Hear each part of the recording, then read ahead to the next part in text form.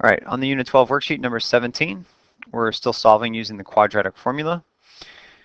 I want to get everything over to one side of the equation. It doesn't matter if it's on the left side of the equation or the right side of the equation. Just need to be careful with your signs. I'm going to subtract 10n on both sides of the equation. I'm also going to add 11n squared on both sides of the equation. So on the right side of the equation, that cancels to 0 and that cancels to 0, so I have 0. On the left side of the equation, I had negative 3n squared plus 11n squared is 8n squared. I had a minus 10n, and I had a negative 9, or minus 9. So I'm going to solve that equation. So using the quadratic formula, I'm going to say a equals 8, b equals negative 10, and c equals negative 9. So using the quadratic formula, I'll put this in the other videos, x equals negative b plus or minus the square root, b squared minus 4ac, all over 2a. So in this case, x equals negative b, that's the opposite of b, so that's 10. So it's the opposite of b.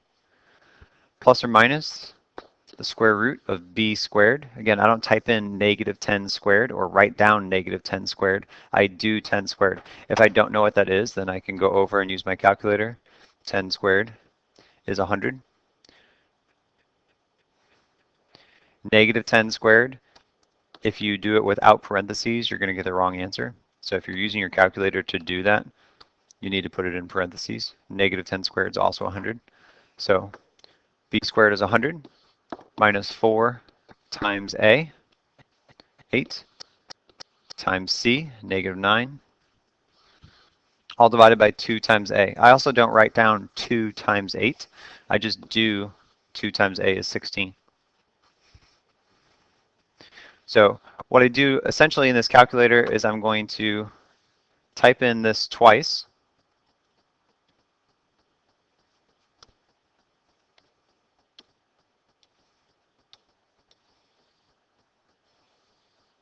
Kind of making this ugly. Let's try this again. I was trying to save time.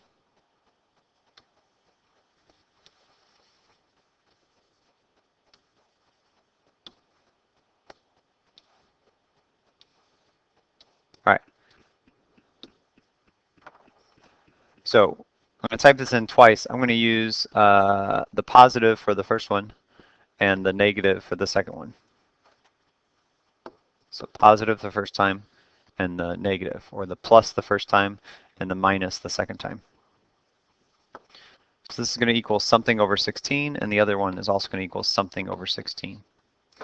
So in my calculator, I'm going to do 10 plus square root of 100 minus 4 times the a value is 8 times the c value is negative 9. Hit enter. It's 29.6977. I can write that down. 29.6977. And then I'm going to divide that by 16. So hit divide by 16, or answer divided by 16 is 1.856. And that's one of my answers. Then I'm going to do the same thing with the subtract. So start over, 10 minus square root of b squared, so 100, minus 4 times the a value, which is 8, times the c value, which is negative 9. Hit enter. I get negative 9.6977.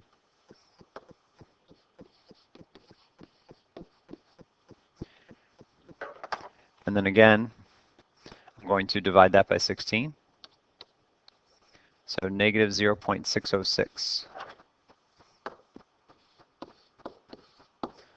Double check my rounding, 606. So I have two irrational numbers because these couldn't be factored when you have a square root and it just gives you a decimal without an integer. That's probably an irrational number. So those are my two solutions.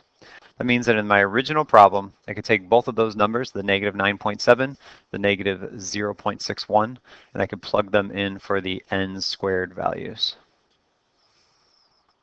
Okay, so you can go back and watch whatever part of the video you need to make sure you get those answers correct.